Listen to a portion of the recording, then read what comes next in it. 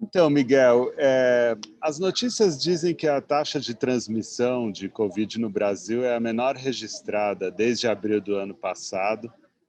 E Sim. teve um relatório do Observatório da Covid, da Fiocruz, indicando o fim da crise sanitária para os primeiros meses do ano que vem. É isso mesmo? Tem um fim essa pandemia? Está chegando a um fim?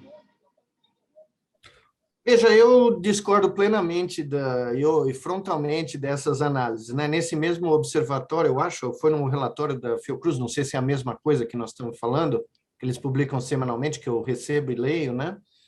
Eles disseram assim: o efeito esperado da variante Delta que ocorreu em outros países não se materializou no Brasil, só faltou o ainda, né? Porque eles não podem dizer que não se materializou, que nós estamos na mesma janela de tempo e com os mesmos números, a propósito, que os Estados Unidos estava, aliás, números maiores, o dobro, vamos dizer, do que os Estados Unidos estava em junho, depois de 5 meses de bonança, até o presidente americano foi na televisão dizer que, né, a pandemia tinha acabado, era o verão da alegria, ele declarou, né? E quebrou a cara, porque em julho explodiu tudo de novo, porque existiam bolsões no país com baixas taxas de vacinação de segunda dose, né?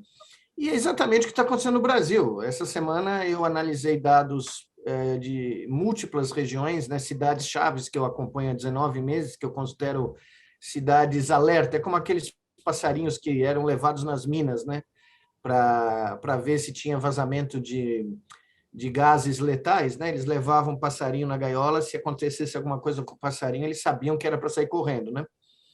E eu tenho essa lista de cidades há 19 meses e, de repente, eu fui lá ver e algumas delas, como Teresina, no Piauí, Brasília, Santos, aqui no litoral, tinham revertido a curva e estavam começando a subir.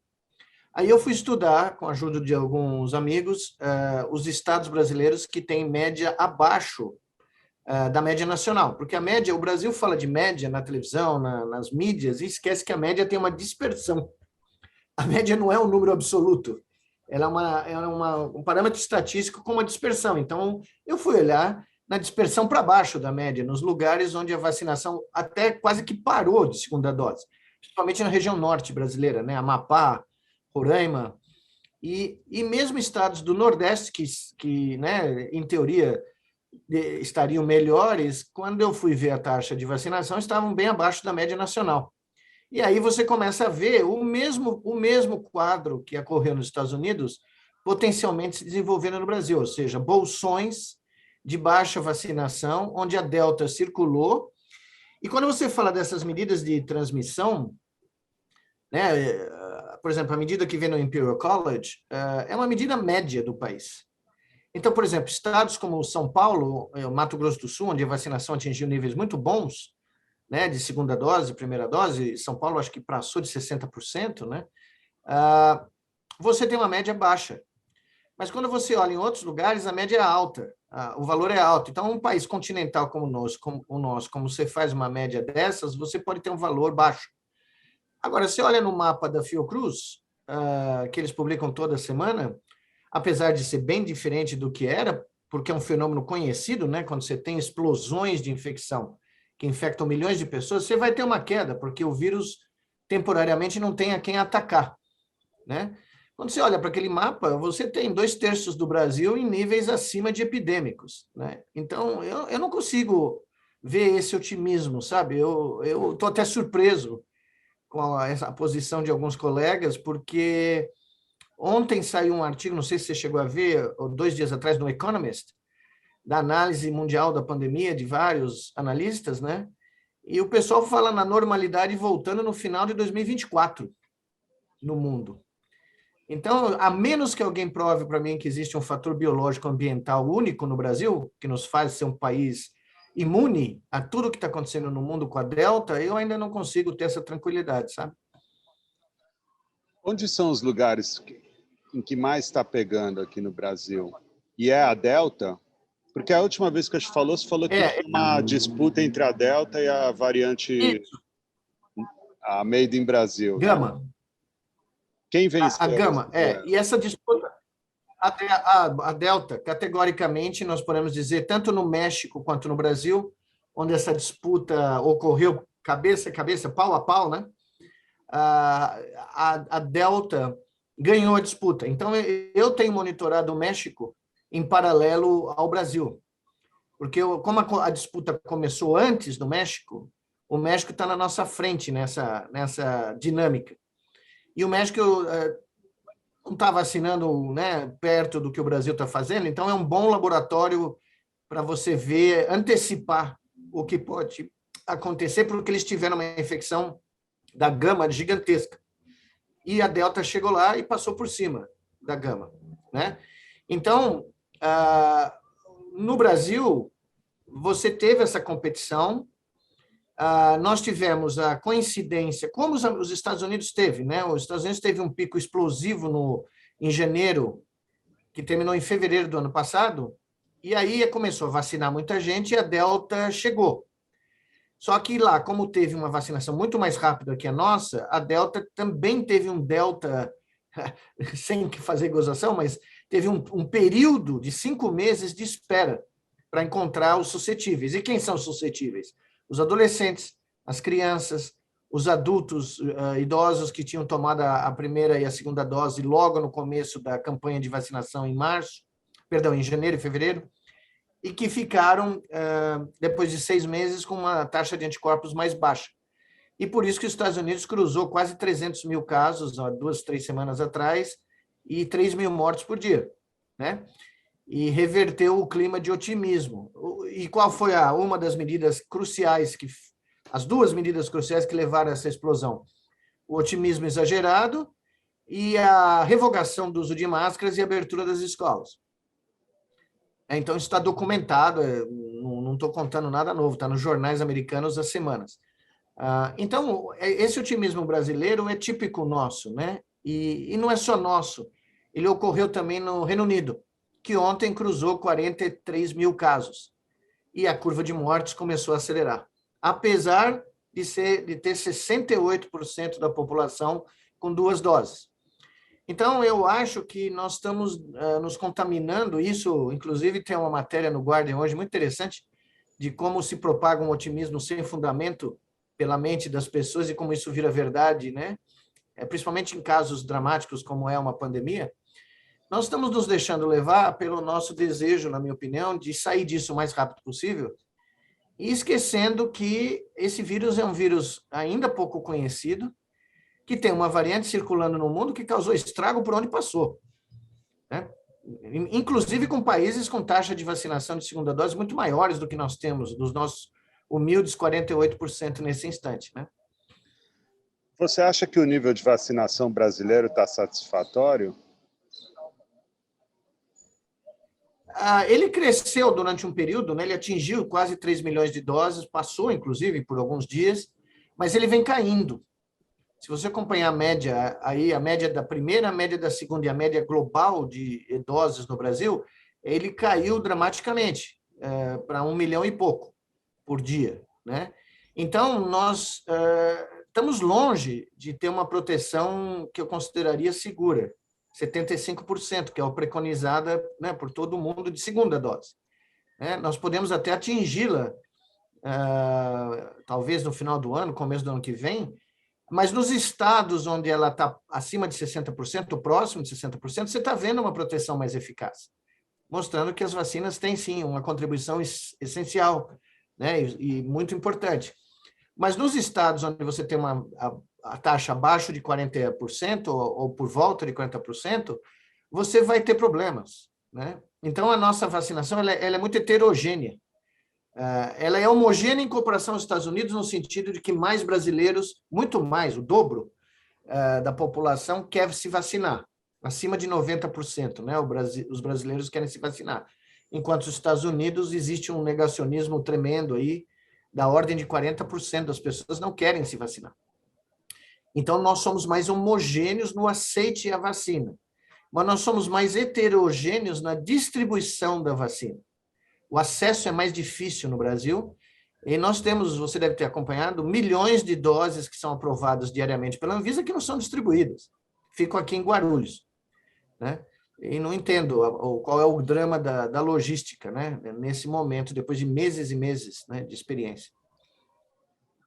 Você acredita em imunidade de rebanho? Não, a imunidade de rebanho foi completamente desacreditada pela existência de múltiplas variantes desse vírus, né? E o relatório que saiu essa semana do Comitê Independente, que é o que o Brasil deveria ter feito, além de uma CPI, nós tínhamos que ter tido uma comissão da verdade independente de políticos, membros do Congresso, temos que ser especialistas brasileiros e internacionais, essa é a minha visão para analisar realmente o que aconteceu aqui, o que está acontecendo. Saiu o relatório do independente britânico e caiu em cima do governo britânico e dos dois cientistas britânicos que defenderam a imunidade de rebanho no começo da crise, que gerou a mortalidade explosiva no Reino Unido e que é a maior mortalidade da Europa, de longe, né? E claramente mostrou que quem defendeu, e eu não estou falando de qualquer cientista, não, estou falando de dois caras extremamente influentes lá, que quiseram ditar regras até aqui no Brasil, inclusive, tá? Com seus associados aqui no Brasil. Defenderam a imunidade de rebanho no mundo inteiro, inclusive em grandes revistas científicas, né? E se provou uma calamidade essa asserção e essa tese, né? Quando a Prefeitura de São Paulo fala em acabar com a obrigatoriedade do uso de máscaras em locais públicos, como é que soa isso para você? Isso não é só eu, tá? Isso repercutiu no mundo inteiro. Isso soa como primeiro, uma estupidez total e uma irresponsabilidade completa e quase criminosa, tá? Porque nós não temos condição. A máscara nos ajudou muito, aliás. Outro ponto positivo que nós devemos ressaltar, o aceite da máscara foi muito acima da expectativa no Brasil, apesar que você deve ter visto aí um monte de gente usando a máscara incorretamente, né? Nós somos o país com a maior proteção de queixo do planeta, né? Nós temos o recorde da proteção do queixo. O queixo brasileiro é realmente extremamente protegido de qualquer tipo de infecção. Mas a aceitação da máscara foi muito acima do que se esperava no Brasil. Eu, inclusive, no começo do trabalho no Comitê do Nordeste, nós tivemos que até brigar com membros do comitê que queriam esperar trabalhos científicos que iam levar anos para ser feitos para aprovar o uso de máscara, ou recomendação do uso de máscara, e a aprovação foi instantânea lá no comitê e ajudou muito no Nordeste. E agora, você querer tirar isso nesse instante, e se você me permite, eu pego carona e voltar às aulas presenciais sem nenhuma forma de proteção, do jeito que são as escolas públicas no Brasil, mesmo em São Paulo, é um total absurdo. O Guardian, hoje de manhã, publicou que 200 mil alunos das escolas públicas inglesas estão afastados das escolas com Covid, por causa de uma abertura semelhante. O primeiro-ministro falou que estava tudo resolvido, vamos para estudar, tal. A moçada foi e bateram o recorde de infecções de crianças nas últimas 3 semanas. Mesmo usando máscara? Mesmo usando máscara? Veja, eu não posso te dizer em detalhes se o pessoal usou máscara, mas teve lugares onde o uso da máscara foi basicamente eliminado na Inglaterra. Uhum. Né? Acabou, inclusive no transporte público. Mas, né? por exemplo, se tivesse um retorno às aulas aqui no Brasil com máscara. Olha, se eu tivesse um filho em idade escolar, os meus já estão grandes, já estão todos próximos dos 30 anos ou acima dos 30. Eu não deixaria meu filho ir para a escola sem estar vacinado, e sem ter professores vacinados, funcionários vacinados, né? Então, essa história que teve muitos defensores até hoje, né? Ontem eu vi um relato de médicos pediatras dizendo: não, as crianças estão pegando em casa, os pais estão trazendo. Como é que eles sabem? Teve um estudo? Tem algum estudo epidemiológico que demonstrou isso? Eu gostaria de ver o estudo epidemiológico, porque no mundo inteiro as crianças estão pegando na escola. Tá? E como elas é que estão sendo infectadas nas escolas. Como é que tem sido? Tem sido catastrófico. Elas desenvolvem as UTIs Elas desenvolvem quadros. Sim.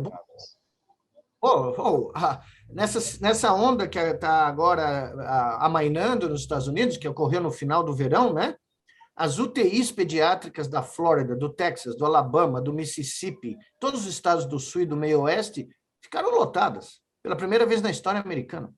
nem nas crises de pólio dos anos 50, antes da vacina, né, de pólio, que era um terror do verão americano, as mães não deixavam as crianças ir nas piscinas públicas de medo de pegar pólio, né? Haja visto que até o presidente dos Estados Unidos, o Franklin Delano Roosevelt, pegou pólio, né, na vida dele.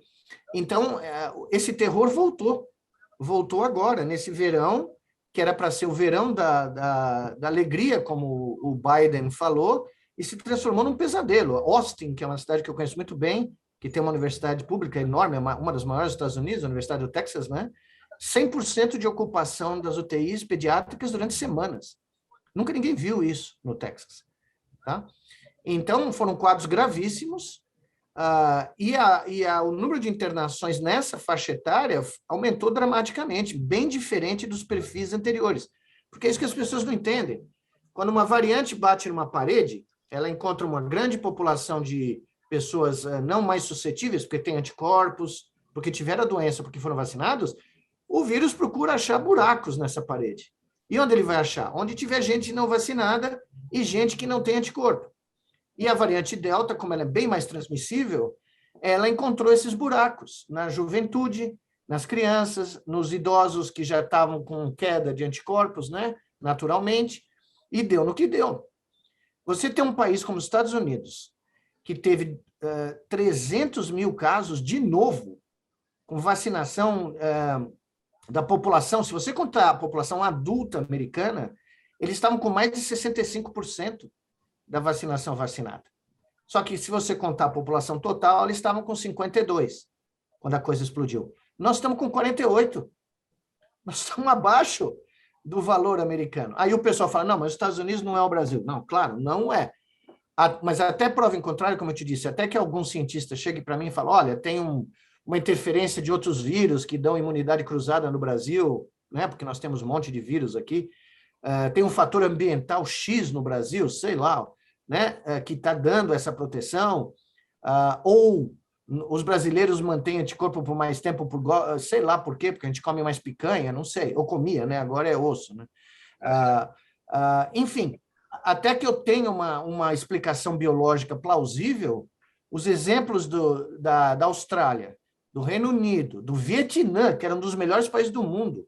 Olha o que aconteceu no Vietnã nos últimos 2 meses. Uma judiação, explodiu lá por causa da Delta, tá? E nos Estados Unidos me levam a crer que nós ainda não vimos a face da Delta. E nós estamos numa janela de intervalo de tempo que é muito similar à americana desde o pico da última onda nossa, aqui em junho. Né? Porque, veja, eu não sei se você viu os dados do Registro Civil, agora computados de março, abril e maio, finais, eu diria, né? Nós dobramos o número de óbitos no Brasil pré-pandemia.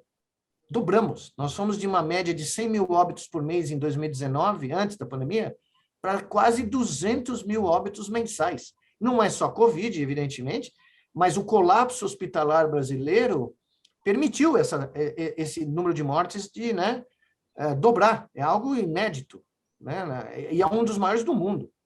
Né? Você me desculpa insistir com esse tema das crianças, mas as crianças são mais imunes do que os adultos com relação à Covid?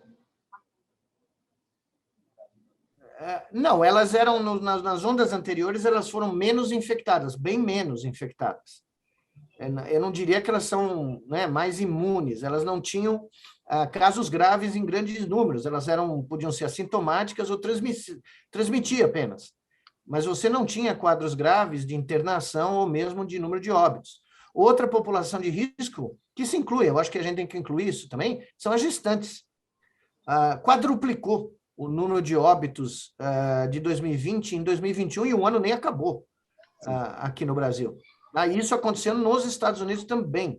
Gestantes não vacinadas tiveram um aumento como grupo de risco importante lá e aqui. Né?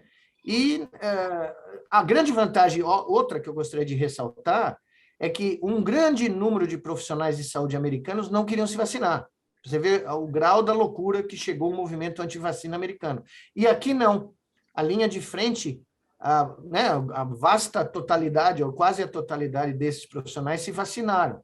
E isso também é um fator importante para diminuir a transmissão nos hospitais, né, brasileiros. Né? Certificado de vacinação é uma boa ideia, Miguel? Com certeza, né? Eu acho que sim, eu acho que é importante porque motiva, né, de formas múltiplas as pessoas a se vacinarem, porque senão elas não teriam acesso a diferentes né, atividades quando elas forem passíveis de abertura. Agora, você tem visto jogos aí de futebol e tem muita gente falando que em certos estádios não está tendo fiscalização nenhuma do tal passaporte que você tem que apresentar para ir no estádio. Eu não saí de casa para ir em jogo de futebol e talvez não vá até 2023, mas várias denúncias ocorrendo de que em alguns lugares do Brasil, inclusive em São Paulo, você não tem essa fiscalização intensa que deveria ter. E o que aconteceu? E não é só no Brasil, tá? Na Europa também. Começou a aparecer casos de novo entre jogadores de futebol, membros de comissão técnica, né? Na Europa e aqui no Brasil também.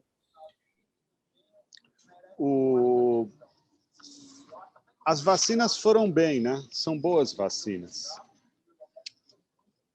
Não, as vacinas é um fenômeno impressionante, médico, né? Em menos de um ano, você conseguiu várias vacinas que criaram uma proteção impressionante para um vírus que era desconhecido.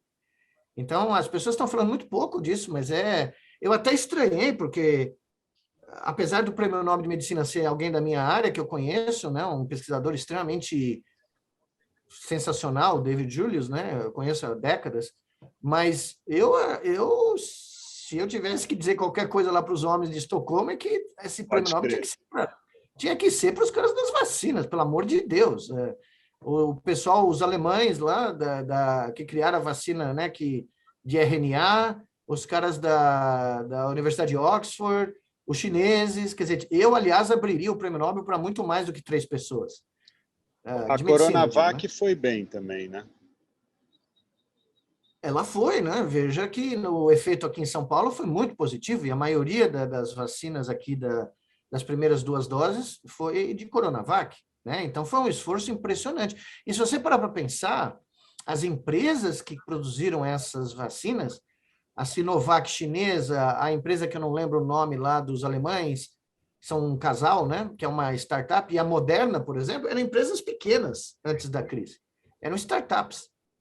E elas, claro, a Pfizer deu apoio aqui, né, tiveram apoios governamentais em outros casos, mas elas produziram vacinas, bilhões de doses. Veja a China.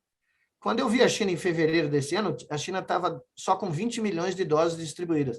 Eu não olho há várias semanas a China, mas eles cruzaram 1,5 bilhão de doses em 6 meses. É uma coisa impressionante, se você parar para pensar. Né? Miguel, É uma medicina... A medicina de ponta da área de vacinas, na minha opinião, merecia um reconhecimento do Prêmio Nobel esse ano. Sim. Porque foi extraordinário. A média anterior era 10 anos para você ter uma vacina eficaz. Pode crer. Miguel, em termos de primeiro, bola de cristal, e segundo, política pública, o que fazer? O que deveria ser feito? Você acha que tinha que fazer lockdown, né, nesse nível? Isso é uma pergunta. E a segunda é o que você está prevendo daqui para frente? Veja, eu acho que nós perdemos a oportunidade de fazer os lockdowns que nós deveríamos ter feito lá em janeiro. Né? Nós teríamos salvo muita gente. Isso foi uma falha nacional. Foi uma falha de gestão nacional a todos os níveis, tá? Nível federal, estadual e municipal. E eu, inclusive, defendo atualmente que exista, depois que esse barato passar, uma comissão independente, não uma CPI. Eu não acredito no jogo mais político brasileiro. Eu queria ver uma comissão independente, cientistas internacionais brasileiros, para realmente contar a história, uma comissão da verdade, para contar a história do que foi a tragédia dessa pandemia, porque muita coisa não veio à tona nessa CPI, e muito pouco discurso técnico e debate técnico foi feito, tá? Mesmo porque nós temos que ouvir gente não só do Brasil, como de fora do Brasil, especialistas que estudaram o Brasil em grande detalhe e que não tem nenhum rabo preso com ninguém. do ponto de vista político, e que não querem sair candidato para nada aqui, né? Como parece que tem gente que quer sair agora. Mas, enfim, da área científica. Mas, enfim, a minha bola de cristal é nós perdemos o trem para fazer a coisa mais correta. Lá em janeiro, quando a gente começou a alertar que ia explodir, começamos em novembro, né? Mas em janeiro estava claro que ia explodir e os gestores não quiseram dar o menor ouvido para nós, cientistas, e, né, foi essa tragédia que nós tivemos. Agora, o que nos restaria era aumentar dramaticamente a vacinação, homogeneizar essa vacinação por todo o país. Nós não podemos esquecer o Amapá, Roraima, Acre, né, e Tocantins, os estados do Nordeste que estão abaixo, né, o pessoal fala bastante, mas está bem abaixo, vários estados estão abaixo da média nacional. As crianças com menos de 12 anos. Isso, nós temos que vacinar os adolescentes, né, como está correndo no mundo, né, e agora estão aparecendo os dados para as crianças, mostrando que são seguras, né, as vacinas, algumas já estão apresentando dados, nós tínhamos que vacinar a criançada. Nós não deveríamos ter essa obsessão hedônica de ter festa de final de ano, marcar data de carnaval. Isso tudo é uma irresponsabilidade completa, entendeu? Porque tem que voltar atrás depois. Você não marca eventos que vão ter a Orla de Copacabana, o que é? 3 milhões de pessoas vão lá para o Réveillon antes da pandemia? Como é que você marca, autoriza um barato desse num país que está... Veja, eu nem acredito que são só 500 mortes por dia, tá? Primeiro, você não pode olhar para os dados de sábado até quarta-feira. Sábado, domingo, segunda e terça, esquece, não conta. Você tem quarta, quinta e sexta. Se você tirar esses outros dias como pontos fora da curva e usar só quarta, quinta e sexta, nós provavelmente estamos com 800 mortes, 700, 800 mortes no mínimo por dia. Fora as falsificações de atestado de óbito que a gente sabe que devem estar ocorrendo aí pelo Brasil, né? Põe-se no atestado a última complicação do Covid, pneumonia, sepsemia, insuficiência renal, mas não se põe a causa original, né? Então, eu manteria a máscara sem dúvida nenhuma, aumentaria a vacinação, faria uma campanha nacional para evitar as aglomerações. Se gestores tivessem, né, um mínimo de espinha dorsal, não permitiria essa abertura de estádios, festas, toda sorte de, né, shows. Não é o momento ainda. A Inglaterra se lamenta profundamente de ter sediado a Eurocopa. Os epidemiologistas estão batendo na cabeça, meia culpa de terem, né, abonado aqueles jogos cheios de gente no Wembley, porque foram os eventos que espalharam a Delta em Londres, né? E eu basicamente começaria a pensar num plano de ação futuro. Não vai parar com a dose de reforço. Essa dose, né? O Brasil tem que ter a sua vacina. O Brasil tem que investir na sua própria soberania sanitária, tá? E nós estamos no caminho oposto. O governo aprovou aí um corte de 92% das verbas do CNPq. Eu comparei isso no Twitter você tem um incêndio no arranha-céu e o gestor do lugar despede todos os bombeiros e joga gasolina no incêndio, né? Porque nós tínhamos que, a longo prazo, garantir um aporte maior ao SUS, porque essa não vai ser a última onda e não vai ser a última pandemia desse século. E nós tínhamos que garantir que o Brasil tivesse condições tecnológicas de produzir suas próprias vacinas com a rapidez com que a gente viu outros lugares do mundo fazer, porque nós temos. Temos talento, temos instituições, Fiocruz, Butantan e outras, que teriam condição se tivessem, né, um apoio real. Então, é uma estratégia de nação, não é uma estratégia de governo. O que, como você sabe bem, o Brasil não é muito adepto, né, a ter projetos nacionais. Nós temos projetos que se esgotam com o calendário eleitoral. E essa é a grande falência da política brasileira como resultado dessa pandemia. Eu acho que esse é um debate que tem que ser feito a nível nacional. Como a política brasileira colapsou na sua contribuição para o país no meio dessa pandemia. Porque o calendário eleitoral esteve acima de qualquer outro debate. Haja visto o fato que, se nós tivéssemos adiado as eleições municipais do ano passado, nós provavelmente teríamos evitado uma segunda onda tão devastadora, porque nós achatamos a primeira onda. Enquanto a gente obedeceu às normas internacionais, mais ou menos, a gente conseguiu achatar a primeira onda. É só olhar os gráficos e comparar, né? Você, finalizando aqui a entrevista, você arriscaria alguma hipótese sobre a origem desse vírus? Bom, a hipótese que todo mundo que eu confio, né, que eu converso há meses, tanto na Europa, na Ásia também, conversei com o pessoal na Índia muito, na Universidade de Nova Delhi, uma palestra que eu dei meses atrás, foi muito boa conversa, e conversei com meus amigos americanos. Todo mundo ainda acredita que esse vírus veio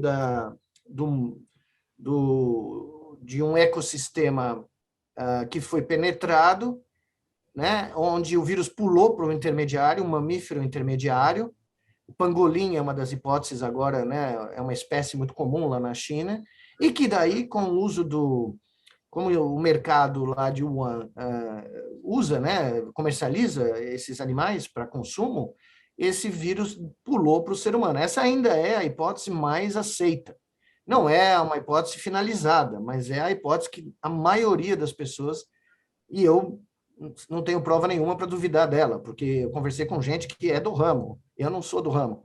E o pessoal que eu confio me falou, olha, existem muitas tentativas de politizar isso nesse momento, mas nesse momento a evidência é essa. Agora, a gente tem que estar aberto a evidências outras, né, que possam aparecer ao longo dessa... A OMS, aparentemente, abriu um novo inquérito aí, essa semana. Miguel, só um ponto que não ficou muito claro para mim. Essas crianças com menos de 12 anos que não vacinaram, elas são um grupo de risco hoje em dia? Para a Delta, são.